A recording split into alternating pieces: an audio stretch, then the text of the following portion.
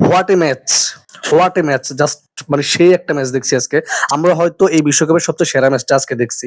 Argentina জিতছে সেজন্য তাদেরকে অভিনন্দন। কিন্তু প্রশংসা পাওয়ার যোগ্য হচ্ছে ক্যাপ বার্দে। ক্যাপ বার্দে ৬৭ নাম্বার একটা দল যারা বিশ্বকাপে নতুন আসছে। তারা চ্যাম্পিয়ন একটা দলের সাথে এত ভালো খেলছে যেটা প্রশংসা না করলে নয়।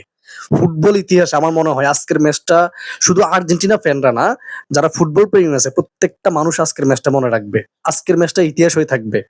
মানে যারা র‍্যাংকিং এ ১ নাম্বারে আছে তাদেরকে নাকানি চুবানি পর্যন্ত খাওয়াইছে ক্যাপ বার্দে।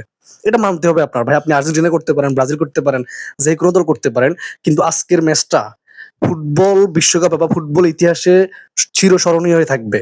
কারণ এই যে ক্যাপ বার্দে তারা কখনো ফুটবল বিশ্বকাপে আসে না। তারা এই জীবনে ১ম ফুটবল বিশ্বকাপে আসছে এবং তারা র‍্যাংকিং এ ১ নাম্বার থাকা দল আর্জেন্টিনাকে ১২০ মিনিট খেলায় ছাড়ছে।